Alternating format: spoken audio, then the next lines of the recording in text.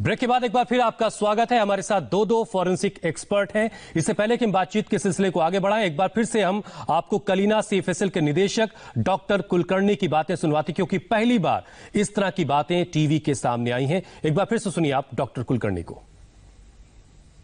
और हमारे कुछ साइंटिफिक प्रूफ होता है सर, इसमें कुछ नहीं जो है वो इमीडिएट दे दिया। तो क्या आया सर इसमें? नहीं भाई, इसमें तो क्या सुशांत का तो बहुत ही लोग दे दिए हमने। हाँ। तो कुछ मिला नहीं था, वो दे दिए थे हमने। कोई केमिकल नहीं है ना सर? नहीं, अभी जनरल रहता है वो रिपोर्ट तो हो गया सर। हाँ, तो गया पहुंच गया। So some people say that he was addict also. So has it come? वो क्या होता है सर, अभी समझो मैं अल्कोहल लिया अभी और मेरा अभी 2 घंटे के अंदर सैंपल लिया तो ठीक है, 6 घंटे के बाद ले गए तो नया आएगा ना कुछ। मैं खुद 2 सैंपल में पी लिया तभी नया आएगा 6 घंटे, उनको टाइम रहता है। What I know 30 ml 3 hours. Like body में 30 ml आप लोग ज्यादा पता होगा। जो हम लोग को बात करते करते आप लोग के रैप से पता है कि 30 ml जो है 3 hours तक वो डाइल्यूट हो जाता है। The person is मेटाबॉलिक्स होते हैं सर। तो वो एक्चुअली वो चीज नहीं रहते, चेंजेस तो होते हैं सर। तो 6 घंटे के बाद मिलता नहीं कुछ चीजें, बहुत सारे ऐसा होता है। जब लाइव पर्सन होता है तो उसमें बहुत प्रॉब्लम है।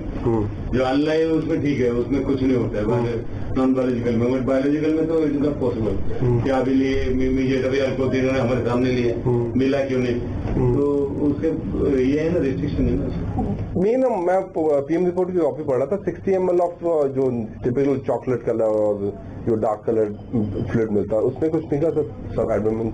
नहीं, उन्होंने I am not incharge of toxicology, incharge of whole Maharashtra, but here in toxicology they are doing all the experiments. पर बाद में रिपोर्ट दिया जाता है। रिपोर्ट नेगेटिव रिपोर्ट 1 मिनट में नहीं दिया जाता, पॉजिटिव रिपोर्ट हो जाता है इमीडिएट। कुछ मिल गया कि इमीडिएट देके वो बिल्कुल केस खत्म कर देते। पर नेगेटिव के लिए बहुत काम करना पड़ता है सर, हर चीज दोबारा देखना पड़ता है। और ऐसे केस में तो हम बहुत सारा देखते हैं। तो क्या क्या देख रहे होंगे सर अभी आप? अभी वोलेटाइल पॉइजन होता है, इनऑर्गेनिक पॉइजन होता है, ऑर्गेनिक पॉइजन, स्टेजेस होते हैं पॉइजन के। तो ऐसे स्टेज में जाते हैं हम। पहले वोलेटाइल पॉइजन सब देखते हैं, इसमें कुछ डिस्टिलेट करके डिस्टिलेशन में कुछ वोलेटाइल पॉइजन मिलता है क्या, तो उसका पहले सब चेकिंग करके बाद में फिर इनऑर्गेनिक पॉइजन होते हैं 100 मिली, वो इनऑर्गेनिक पॉइजन देखते हैं, फिर बाद में ऑर्गेनिक देखते हैं, प्लांट पॉइजन देखते हैं। लास्ट में इंस्ट्रूमेंटेशन के लिए लगाया जाता है सब। वो इंस्ट्रूमेंटेशन में तो कुछ हो ना हो मिलता है। तो अभी इंस्ट्रूमेंटेशन वाले स्टेज में पहुंचे हम लोग? सब हो गया, मतलब रिपोर्ट भी चले गए उससे। अच्छा, अभी कुछ नहीं हमारे। डॉक्टर बीएन मिश्रा, करीब 70 दिन गुजर चुके हैं। अब आपके सामने पोस्टमार्टम की रिपोर्ट है। डॉक्टर कुलकर्णी को भी आपने सुना, यानी विसरा रिपोर्ट भी आपके सामने है। अब इतने दिनों के बाद अगर आपको यह जिम्मेदारी दी जाए डॉक्टर मिश्रा कि आप फॉरेंसिक जांच कीजिए, दोबारा से जो सवाल कुछ सवालों के जवाब जो नहीं मिल पाए हैं, जो राज छिपे हुए हैं, उन राज को बेपर्दा करना है, बहुत सारे सवालों के जवाब अगर आपको जानने हैं, तो इतने दिनों के बाद एक फॉरेंसिक एक्सपर्ट होने के नाते आपके पास कितनी गुंजाइश है?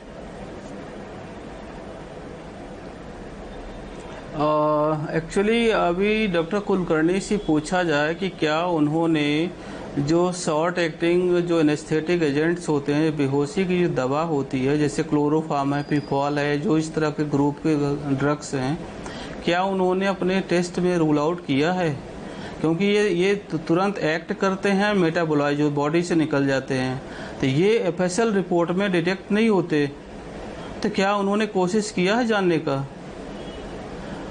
और बाकी तो क्योंकि अगर हम इस तरह की स्टोरी को कंसीव करते हैं कि अगर उसको स्ट्रैंगुलेट किया गया बेहोशी हालत में, तो कोई ड्रग दे सकते हैं, लेकिन गैसियस फॉर्म में या कोई और चीज़ों पे उसकी जो ड्यूरेशन होता है बॉडी के अंदर बहुत कम होता है।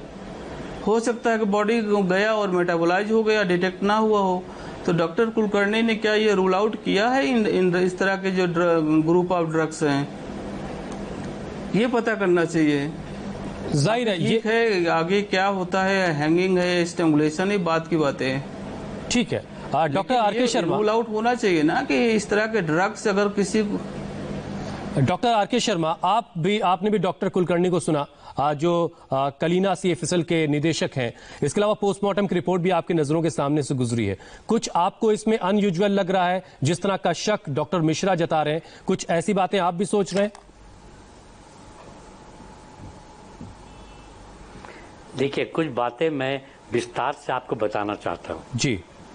नंबर 1, अगर ये सुइसाइडल हैंगिंग है तो एक रोप या कपड़ा कोई भी बांध करके आदमी लटकता है। जब लटकता है तो लिगेचर मार्क ऊपर जाता है। ये एक बोन है, इसको थायराइड बोन कहते हैं, इसको ऊपर रहता है, वो अपवर्ड्स बैठ जाता है। अब बैकवर्ड्स में इसका निशान नहीं बनता है, तो निशान लिगेचर मटेरियल हो गया, लिगेचर मार्क जो है ये इसमें होमिसाइडल का कोई इंडिकेशन नहीं है।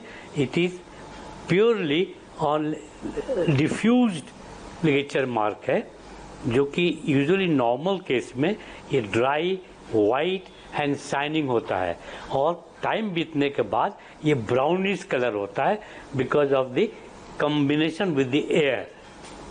और जब डिसेक्शन करते हैं हम लोग तो उसमें बहुत rarely fracture of neck bones होता है, लेकिन नेक बोन्स का फ्रैक्चर या haemorrhage under the skin of the neck is only seen in case of homicidal hanging. जहां नेक को प्रेस किया गया हो वो तुरंत मालूम हो जाएगा कि ये केस सुइसाइडल नहीं है, ये होमिसाइडल है।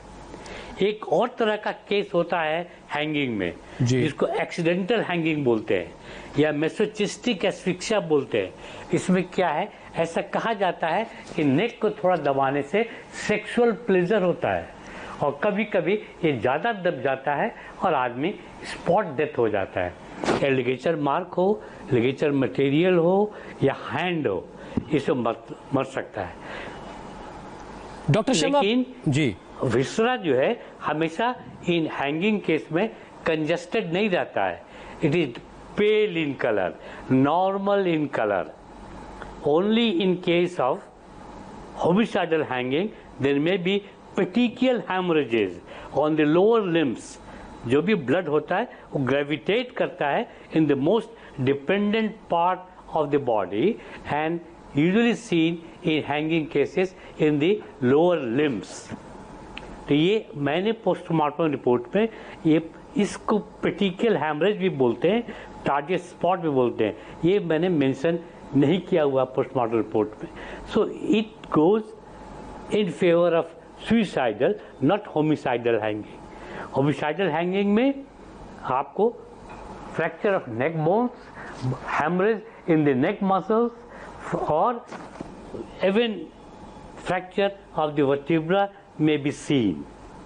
So this is called mesocystic asphyxia और sexual asphyxia। तो तीन तरह के आपके हैंगिंग होते हैं, एक सुइसाइडल, एक होमिसाइडल, एक मेसोचिस्टिक टाइप एक्सीडेंटल हैंगिंग। तो ये सब चीज रूल आउट कर सकते हैं हम लोग कि इसमें ना मेसोचिस्टिक एस्फिक्सिया है ना होमिसाइडल हैंगिंग है, only it goes in favour of suicidal hanging. आपको मैं एक केस बताता हूं जी, very simple case. A person very strongly build decided that he should die. इसको लेकर के उसने एक अफीम का गोला खाया, एक समुद्र किनारे एक पेड़ चुना और उसके डाल में रस्सी लगा कर लटक गया। अनफॉर्चुनेटली रस्सी टूट गई और वो समुद्र में गिर गया और सॉल्टेड वाटर को इनहेल किया, ओपियम बाहर निकल गया and he swam across and decided never to commit suicide. तो सुसाइड एक ऐसी चीज है जिसे बहुत करेज की जरूरत है। और as I have noted that the person concerned who committed suicide went through many books to find out which is the painless death in case of suicide. Doctor Sharma, एक छोटे से सवाल का जवाब, क्योंकि वक्त खत्म हो रहा है। डॉक्टर शर्मा कर दीजिए, उसमें कोई पॉइजन नहीं है। जितनी चीजें आप पॉइंट आउट कर रहे हैं, डॉक्टर कुलकर्णी ने किया, इसमें कोई और फाइंडिंग नहीं मिलेगा आपको। ठीक, मतलब आपने जवाब दे दिया कि अब आज के वक्त में करीब 70 दिनों के बाद जो फाइंडिंग्स पहले की हैं उसके अलावा कोई और फाइंडिंग्स हासिल नहीं की जा सकती हैं। बहुत बहुत शुक्रिया डॉक्टर आर.के. शर्मा और बहुत बहुत शुक्रिया डॉक्टर बी.आर. मिश्रा हमारे साथ जुड़ने के लिए। तो जो डॉक्टर कुलकर्णी ने जो तमाम बातें साफ की हैं कि कहीं जहर के कोई निशान नहीं मिले, ड्रग्स का कोई निशान नहीं पाया गया है, ये अब सीबीआई इसको चूंकि टेक ओवर कर चुकी है। सीबीआई की इन्वेस्टिगेशन आज 5वें दिन में पहुंच चुकी है। उनकी जो फॉरेंसिक टीम है वो भी इस पर जांच कर रही है और आने वाले वक्त में तस्वीर साफ होगी कि अब ये ये जो तमाम सारी एविडेंसेस हैं, फॉरेंसिक एविडेंस, ये सीबीआई के कितने मददगार होते हैं। मुंबई से एक बड़ी खबर आ रही है, आपको बताएंगे एक छोटे से ब्रेक के बाद, लेकिन उससे पहले देखिए आज का दिलचस्प ओ माय गॉड।